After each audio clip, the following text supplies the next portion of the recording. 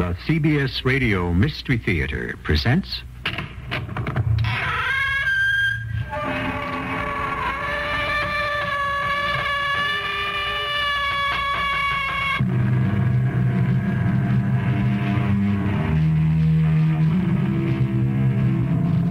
Come in. Welcome. I'm E.G. Marshall. How many times have you heard it said, off with the old love, on with the new? Does this mean that love is like a cloak to be donned and discarded at one's pleasure or whim or fancy? Is it that easy or even that simple? Can one ever really be finished with an old love? Whatever became of that statement people used to make, till death do us part?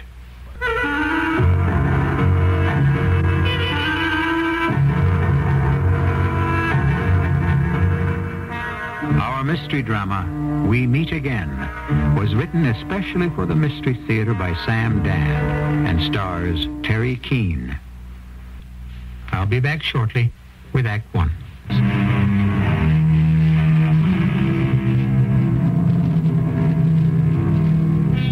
It is said that woman loves only her very first sweetheart. When she falls in love again, she falls in love with love itself.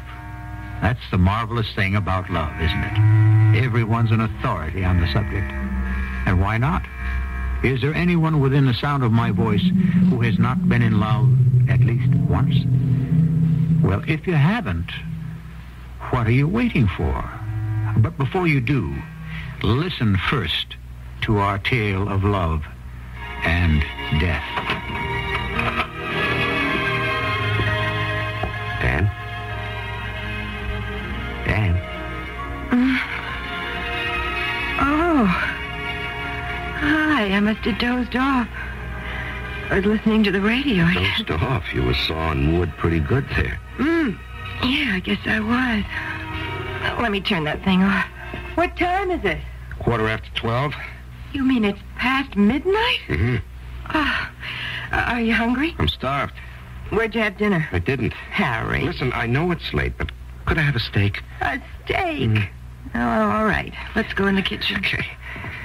And we cracked it. You did? Yep, it's over. Oh, Harry, that's wonderful. Finally. Oh, I'm wide awake now. Tell me, I want to hear everything. Well, we got him. We? Who's we? Who brought him in? I did. Oh, that's fantastic. Oh, Harry, it's poetic justice. You've been on this thing night and day for almost 3 months. Yeah, well, so have a lot of other men in the department. We haven't gone anywhere, done anything, all on account of this killer. How did you do it? What magic clue? What great flash of insight? Well, you know, the only way I ever get results. Wear out the shoe leather, talk to 1,000 people. Well, I was running down a routine lead. I walked into this place, and there he was. Just like that? Just like that. And what time was this? Exactly 7 p.m. And you didn't call me? Oh, honey, there wasn't a minute. I had to book him, and I had to write up the report. The commissioner came running down to say, fine job, Detective Kovacs. Then the mayor, the DA, the reporters, the TV cameraman. It was on TV? Yeah, I guess it must have been on the 11 o'clock news. Every night I always watch it. This one time I fall asleep and I miss it. Boy, am I glad this is over. Hey, what are you making there? A cheese sandwich. You want a glass of milk, too? What happened to my steak? It will keep you awake. Yeah, you know, you're right. I'm dead on my feet. I don't even think I can make it through the sandwich. All right, don't even try. Just drink some of the milk. You know, I've been getting by with maybe 3-4 hours sleep a night. I can hardly keep my eyes open.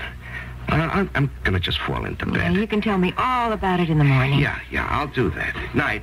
I'll be right in. I just want to put these few things away.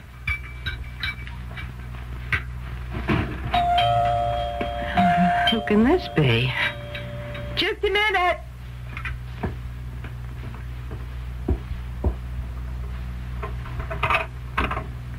Dick. Hi, Annie. Is Harry home? Come on in. He just got in. I think he's dead to the world. That's good. Are you sure Harry's asleep? Dick, what's all this about? Just make sure Harry's asleep, will you? But what are you... Do it.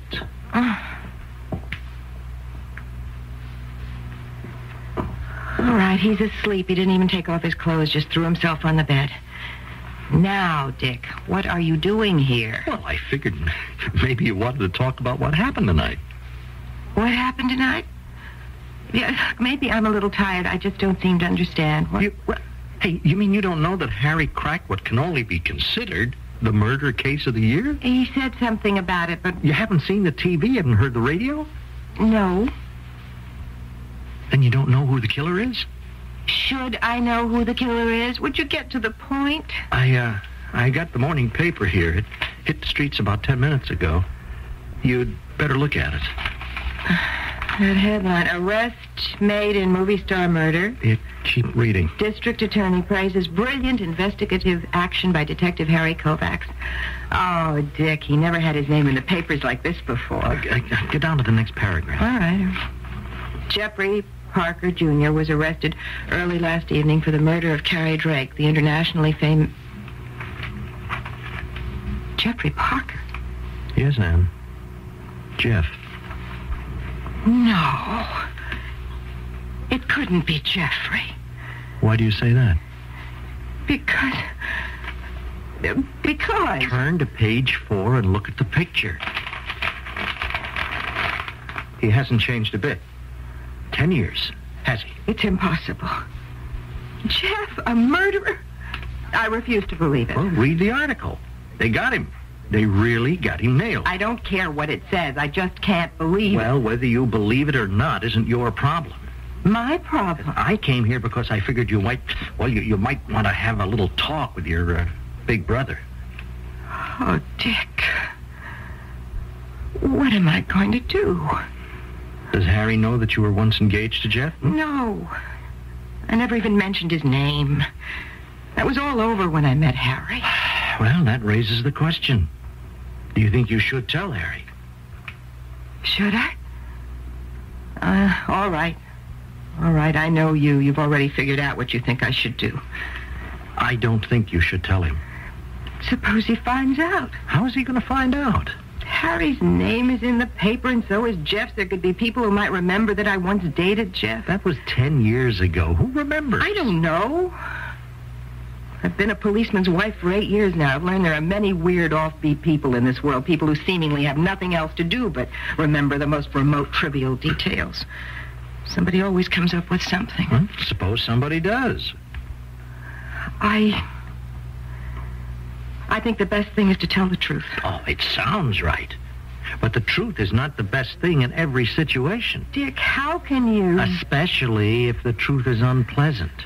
But, Lonnie, suppose you tell Harry the truth. He'll accept it. But beneath that very quiet exterior, what is he going to be thinking? She was engaged to him, and that means she once loved him, and does she still love him? I don't think Harry would... He might. So what's to be gained by telling him, huh? Now, Harry is happy and secure in the knowledge of your love for him. Now you just... Well, I guess you could say you just poisoned the well. Now, of course, there is another problem. What are you saying? Are you still in love with Jeffrey? Dick. That's not an answer. Are you? No. Well, that's a quick answer. But remember, I was around the house when that love affair was on fire. But it came to an end. I walked out on him. Well, you say that so calmly now, but I remember how it was. It's over, Dick. Over. It's dead. Then keep quiet. Don't bring it back to life.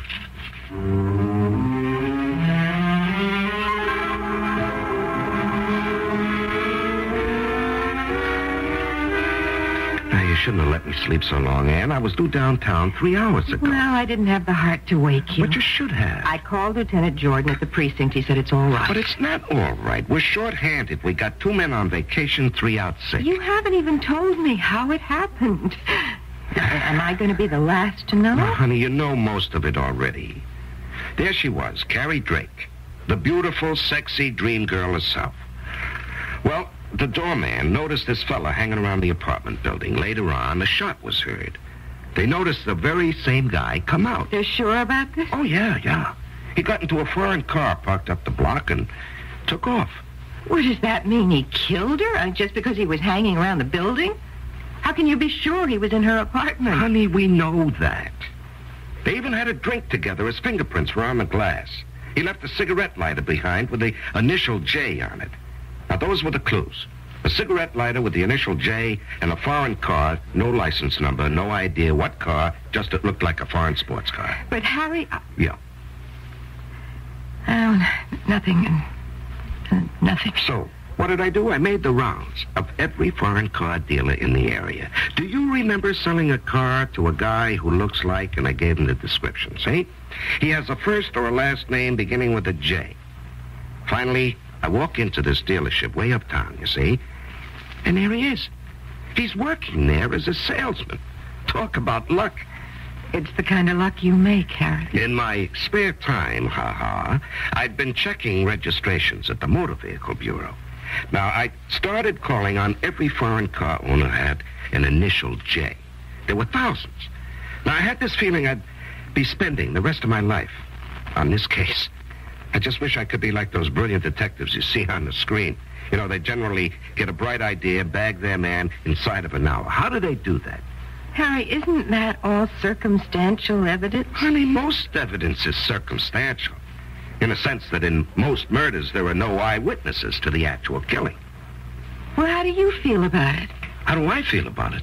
Do you think this man, this Jeff Parker, is guilty? Honey, a woman was murdered. Now, we know a man was in her apartment at the time of her death. The doorman and a resident of the building who were in the lobby gave us a description of this guy. Now, it was my job to find him. I did. That's all. That's all? Yeah, that's all. I asked you if you thought he was guilty. Well, now, that's for a jury to But decide. what do you think? Well, I think he's guilty. Ann, why do you keep pressing me on it? Is there a chance, I mean, just a chance that he could be innocent? Ann, this isn't my first homicide investigation. And this Parker guy isn't the first one I ever brought in. But this is the first time I've ever seen you so upset about it.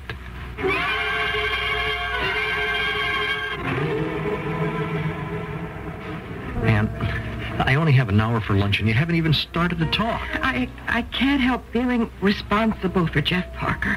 Responsible? That is ridiculous. When I broke our engagement, it was a terrible setback for him. So maybe I helped push him down the road that ended where it did. He was always unstable, so that's why you broke it off with him, remember? I remember. But murder, I can't believe murder. Maybe you just don't want to believe it. Jeff couldn't kill anyone. He's not that kind. I have this feeling. Don't ask me what it is. I hope you're not still in love with him. I am in love with Harry. That's why I married him. When you met Harry, who certainly wasn't your type, plain plodding Harry, I asked you if you didn't marry him on the rebound. Oh, please, Dick, You have to straighten it out in your mind. You have to know where you stand. I've been reading the papers all week. All kinds of experts and psychologists have an opinion about Jeff. But you know what I don't see? Well? I don't see anyone on Jeff's side. How alone he is. If he had any friends, I mean, they've all abandoned him. And what's the use of all this? I know he's innocent. How do you know? It is just a feeling. And I have to do something about it. Now, please don't ask me what. I just know I have to do something. Anne seems to be a woman who has finally made up her mind to do something, even if she isn't quite sure what that something is. But the larger question, which at this point remains unanswered, is she still in love with her ex-fiancé? And is any love affair ever really completely over? These will form the complications of Act 2.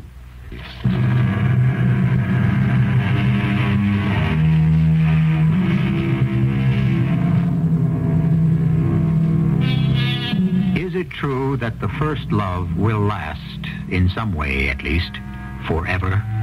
And when it's gone, are we convinced that it's dead? But is it only asleep?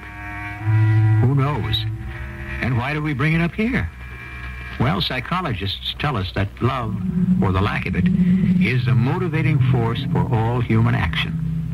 Are we about to witness an example of that right now? Oh, come in, Anne. Good morning, Lieutenant Jordan. Now, sit down. I hope I'm not disturbing you. Oh, how often do I get a chance to talk with a pretty woman here at headquarters? Oh, Harry's out. He's off and running on another murder. Well, I haven't come here to see Harry. I want to see you. You're going to chew me out for working Harry so hard. But, Anne, it's the nature of the man. He loves his job. Could you arrange for me to see Jeffrey Parker?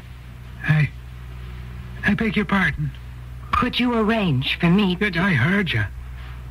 I just don't understand. Can I tell you something in confidence?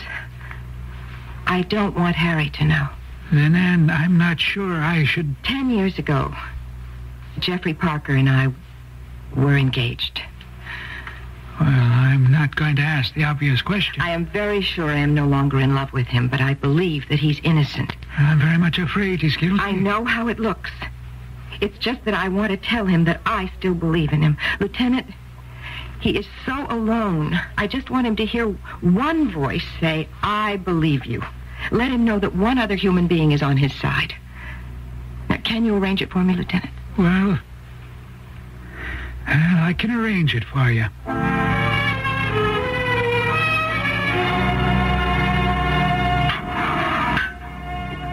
Hello, Jeff. Anne, you shouldn't be here. Why not? Well, if the reporters find out, they won't let you alone. No one's going to find out. Well, you shouldn't have come anyhow. Why run the risk of getting mixed up in this? I hear you're married. Is it true? It's true. I'll bet he's a wonderful guy. Yes, he is. His name is Harry Kovacs. Well, that's the name of the detective who brought me in. He's my husband. Oh, Anne, get out of here. Can you imagine what the newspapers would do with this? Jeff, I want to help you. Oh, no one can help me. Answer one question. Did you kill Carrie Drake? No. How did you get into it? How did they get this case against you? You know me. If there's trouble anywhere within 500,000 miles, it'll find me. Well, could the description be wrong? Another man, maybe? Anne, I was there. I was in the apartment. Well, what were you doing there? I was trying to sell her a car. I'm a car salesman now. What happened to the plans to go back to school and get the engineering degree? Yeah, what happened to the painting and the writing and I must have held down 20 jobs in the last 10 years. But Anne, this one finally looked like my big chance. It's a new British car, the Stanhope Royal. It's absolutely fantastic. There's nothing like it on wheels. I figured it would be terrific publicity if Carrie Drake would drive one. And? Problem. How to get to see her. Oh, these stars, celebrities, they're surrounded by managers and agents. Well, you can't get near them. But evidently you did get to her. Well, I wasn't going to let anything stop me. I went to her apartment. The doorman was tough, but I waited for my chance, and I sneaked in. All right, you got past the doorman, but how did you think you could get into her apartment? Well, I figured I'd talk fast. Turn on the patented Jeff Parker charm, and, well, just take it from there. And it worked. I knocked on the door. She opened it and said, Hello. I want to sell you a car. My manager buys all my cars. A car is too intimate a thing. You can't trust it to your manager, or any other man for that matter. Why is that? A car is a covering. It surrounds you and supports you. It holds you and caresses you with its softness and luxury. You have a wonderful line. Buy me a drink inside, and you can hear the rest of it. And what happened? She offered me a drink, which is how my fingerprints got on the glass, and she as good as bought the car. What do you mean, as good as? Well, she only had to check with her manager to see if maybe there was a conflict with any of her TV sponsors. And I was to call her the next day. We spent a little more time together, and I left. Oh. I did something that I thought was very clever, except, like all my bright ideas, it turned out to be a disaster. I deliberately left my cigarette lighter there. Why? Well, the idea was I would have an excuse to call her later. Now, how's that for putting my head in the noose, huh? But when you left her, she was alive. I swear. Well, I didn't want to tangle with that doorman, so I used the fire stairway. You know, I think I heard a noise. What kind of noise? Well, I thought it was a car backfiring down the street. Anyhow, the doorman spotted me coming out the service entrance. I got out of there fast. My car was parked up the street. I took off. You probably heard the shot that killed her. Yeah, someone must have come in right after I left. Anne, I'm impulsive. I'm kind of crazy, but hey, come on, kill somebody? I know. Things might have been so different if I'd listened to you years ago. But I didn't. Anne, you've got to believe me. I'm innocent. I believe it, Jeff. I believe it.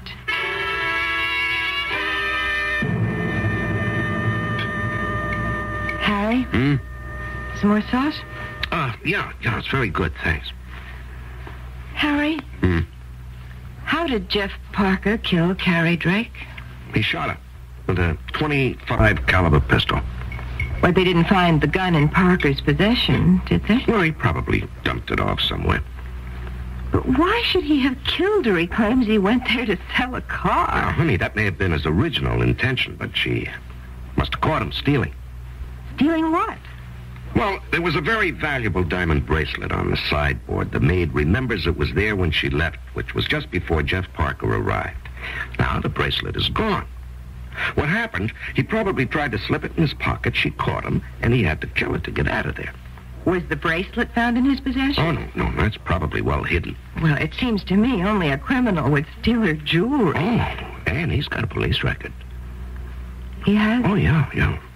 8-9 years ago, he was up on assault. Now, true, the guy tried to cheat him out of some money, but it shows you his temper. And there was a bad check charge, but it never got anywhere. And he was in on a phony stock swindle, but that got hushed up. Well, none of that proves he's a murderer. Honey, what do you say we take in a movie tonight, huh? Is there anyone who had a motive for killing Carrie Drake? Anne, show me any prominent person, and there are no end of people who could have motives. Well, who, for instance, would have a motive for killing Carrie Drake? Oh, you don't know how I've been through this whole thing. Number one, Mrs. Wendy Halstead, wife of a prominent filmmaker who fell for Carrie. Now, Mrs. Halstead was heard making threats to Ed Rainey, the producer. Sunk a fortune into a Broadway play for her. She walked out on him. He went bankrupt. Number three, her fiancé, Paul Jennings. The word was out she was ready to give him the air. So there are other people. Yeah, sure, but none of them were seen coming out of the apartment building. Now, what do you say we go to that movie, huh? Harry? What? I believe Jeff Parker is innocent. You do? Yes. Well, I don't want to talk about it anymore. He'll have his day in court.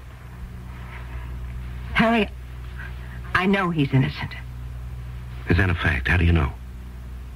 I know because he told me. He told you. How could he tell you? I spoke with him this morning. I paid him a visit in his cell. Now, the reason I did was because long before you and I met, Jeff Parker and I were engaged. We were in love. I guess we thought we were, but I realized it could never work because the very last thing Jeff wanted was a home and stability, and that was the very first thing that I wanted. I see. And you believe him? Yes, I do. Huh? Has he, told you anything he hasn't told us? No. Huh.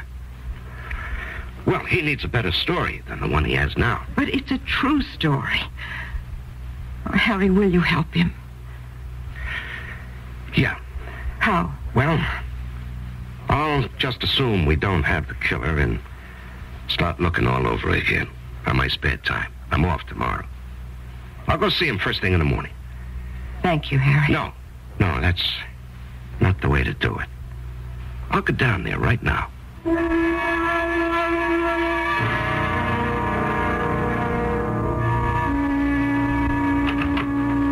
Harry? Yeah.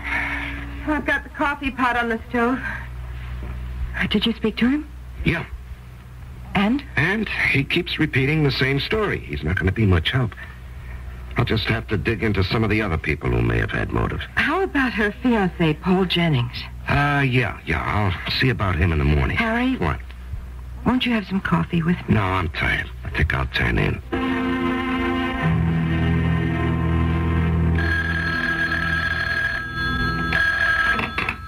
Hello. Oh, yes, Lieutenant. Yeah. Yeah, I know. Okay, I'll be there. That was Lieutenant Jordan. They need help on the Leggett murder. I have to report to Inspector Dolan. Oh. Yeah, Jordan's let me loose for the Jeff Parker thing for 3 whole days, but now he has to justify it officially. That means you won't be able to do anything more for Jeff. Well, honey, I've gone as far as I could. This Halstead woman, the producer, the fiancé, I can't get a thing on any Well, of them. maybe the killer was somebody she didn't know. A thief? No, I went through that, too, even though it wasn't likely. Why wasn't it? She was wearing a diamond ring, honey. Why didn't the thief take that, too? Why just the bracelet? And there was cash in the house and an expensive watch. Just doesn't make sense. But I stayed with it. I checked the pawn shops. Now, if a thief had done it, what did he do with the bracelet? I got nowhere. Harry, I know it looks bad for Jeff. Honey, I'm afraid the time has come for you to face the facts. Jeff Parker is guilty.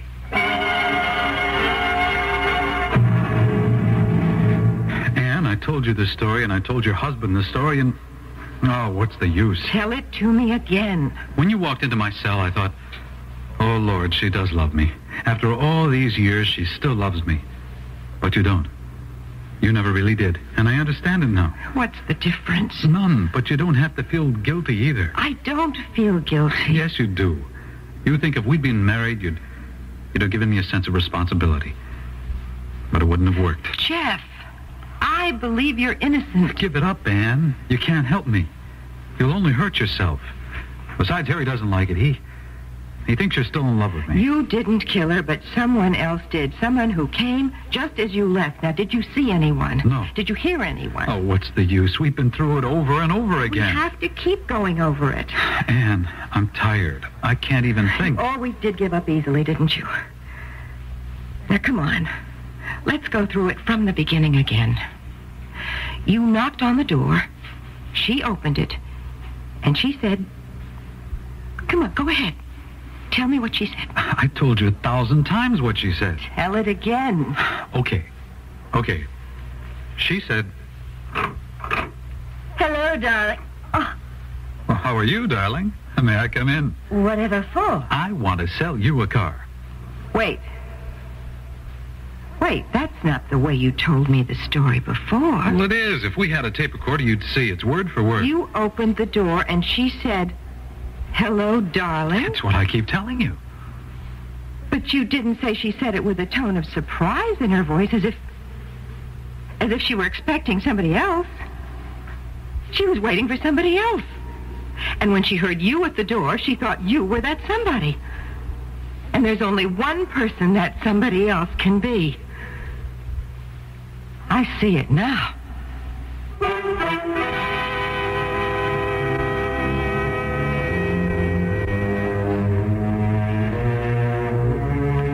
What does she see? So far, she doesn't have any fact which isn't also in your possession. Well, check back over the facts and inferences that have been made so far, and we'll compare notes when I return with Act 3.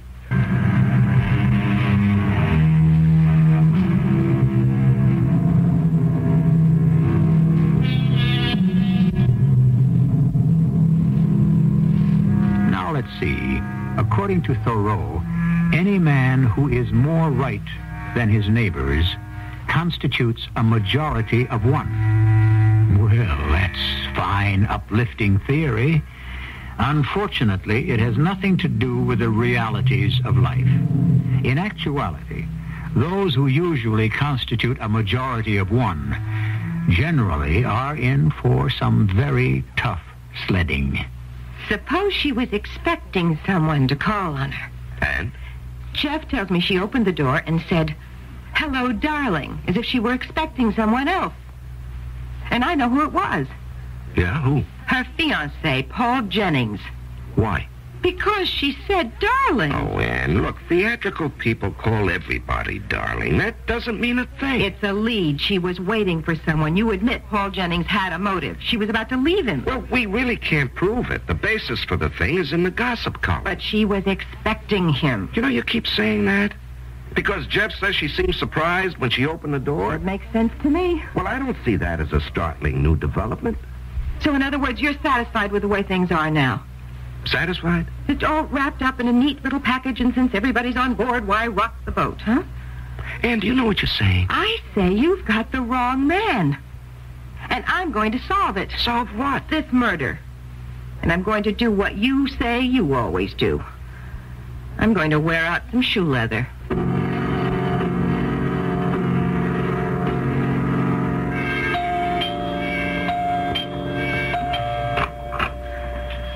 Hi, sister. Dick, you caught me as I was leaving. Well, aren't you going to ask me in? I've got a tremendous lead. Well, I'll come in anyway. Dick, I really don't have the time. I know. You don't have the time for anybody. Now, get off it, Ann.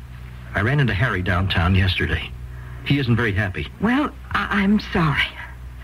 Look, I believe Jeff is innocent. I am not in love with him any longer. Just seeing him again was all I needed to convince me. Well, you'll have to let events or nature or whatever take their course. But he is not guilty. You have no way to prove it. And you lose Harry. Now, he is a very patient guy. But don't push him too far. I have learned a great deal about Carrie Drake. I think I could write a book on her life and loves. Did you learn anything that could take Jeff off the hook? Nothing. I've just got one more place to go. Yes? Where's that? The maid. Her name is Lottie Jackson. There's some questions I'd like to ask her. What do you mean you'd like to ask her? Why should she talk to you? Who are you? I'll tell her some kind of story. But she has already spoken to the police. I know. Anne, end it. Now. Before you get hurt. Only I could somehow prove, that Carrie Drake was expecting someone when Jeff rang that bell.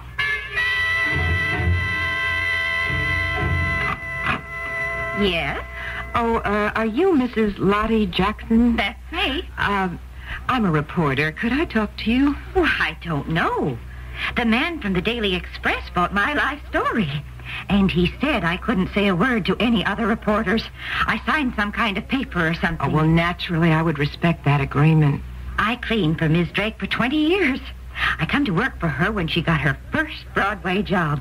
Only 18 she was.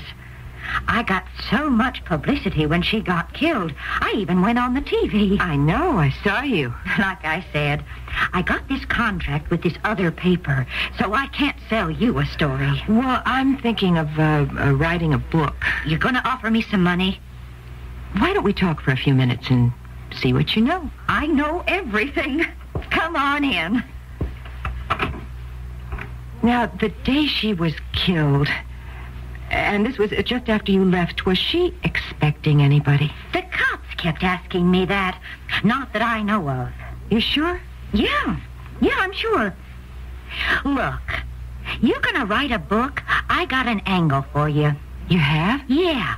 There's something I'd like to see written about her, so I'll give you this for nothing. Well, I'm sure that's very Guys used to load her down with jewels. I remember reading about it. But that stuff didn't really mean a thing to her. No? She was rich. I mean, she was born rich. Her old man owned half the oil in Texas. She said to me one day, Lottie, what are diamonds? Rocks that come out of the ground. And so when she broke off with a guy, she always gave him back the jewels he'd given her. Well, I never read about that. You said that when you left, she had a diamond bracelet on the sideboard. That's the one that must have cost 20 grand at least. Had she planned to wear it? Far as I know, she never wore it. She hardly ever wore any jewels. That was the big joke. She had all these rocks, and she kept them in a vault. All of them? Every single one of them. Well, then, for this bracelet to have been out on the sideboard, she would have had to take it out of the vault. Is that right? Uh-huh. Tell me, there were rumors that she was going to break up with her fiancé, Paul Jennings. I heard about that. Would you know if it was true? Wait a minute. Of course she was. Sure, he was through. He was all through. I should have known. Well, how should you have known? The bracelet. Why would it be there? Why would she have gotten it out of the vault? She was planning to give it back to him and say, bye-bye, Paul. Take your bracelet and... Hey, lady, where are you going? What got into her?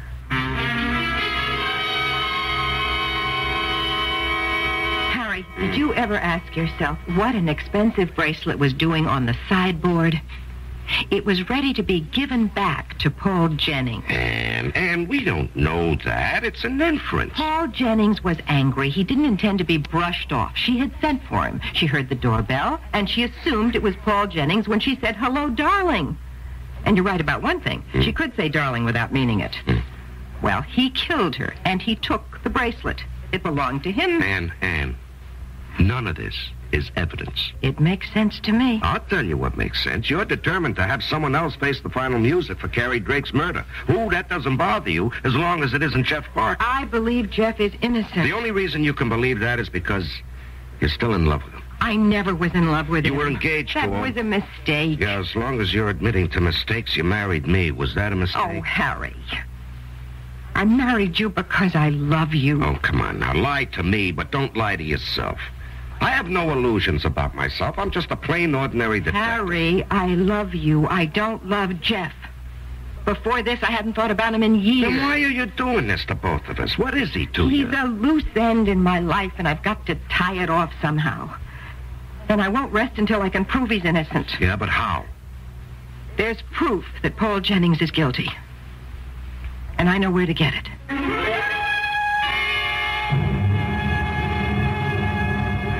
Hello, is this the Royal Arms Hotel? I'm calling from the Princess Theater, where Mr. Paul Jennings is in rehearsal. He left a copy of some script revisions in his apartment. We're sending a lady over to get them. Would you let her in, please? Thank you.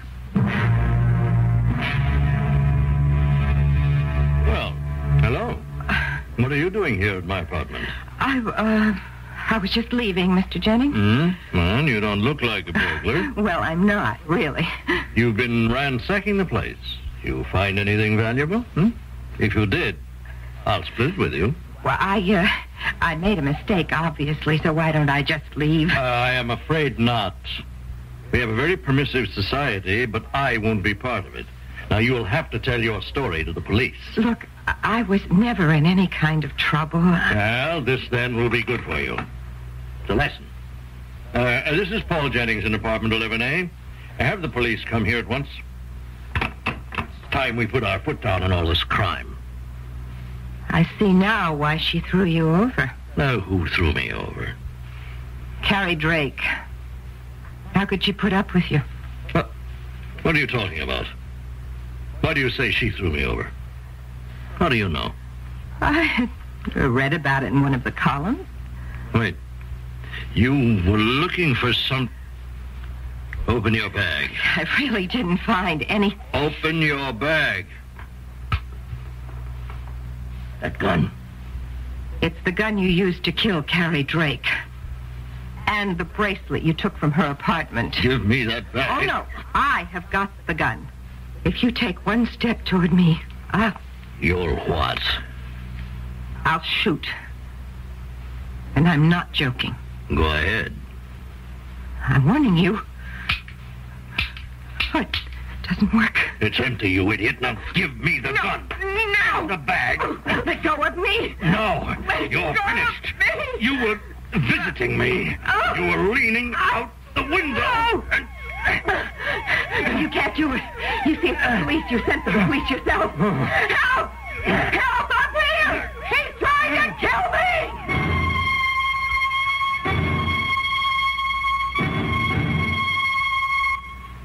Well, at least we kept it in the family. Harry, I'm sorry. Fortunately, the patrolman walked in and I had the evidence. Nah, it's all right. What I wanted to do was phone you and have you get over there so it could be your arrest. No, it's all right, I tell you. Is it, Harry? Is it really all right? Well, of course, down at the squad room, the guys are going to say, aha, so that's who breaks all your cases. Well, I learned it from you. The absolute attention to details. Right. Well, Jeff will be free now. Yes. Oh, Harry. You know, I told you I never thought about Jeff, and that wasn't true. I used to think about him once in a while, but, you know, I don't think about him anymore. You don't? Nope. He's gone, and he's forgotten. Let's go to the movies.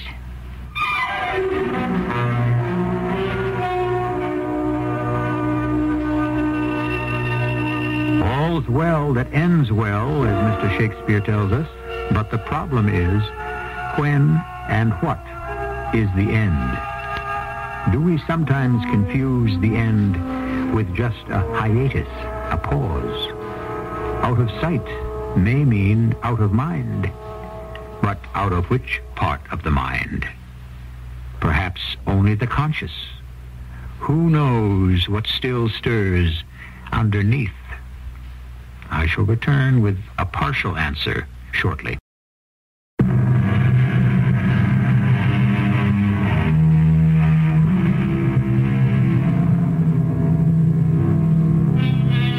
New loves, old loves, warm loves, cold loves, loves of all kinds. Is it true that we may love many times? Or is love, like its companion death, something we may only know once? Of course, there are people who will deny that, too. They will say that love and death can come more than just once. If you listen to us 7 times each week, you can hear all about it. Our cast included Terry Keane, Larry Haynes, Earl Hammond, Catherine Byers, and Lloyd Batista. The entire production was under the direction of Hyman Brown. This is E.G. Marshall inviting you to return to our Mystery Theater for another adventure in the macabre. Until next time, pleasant dreams.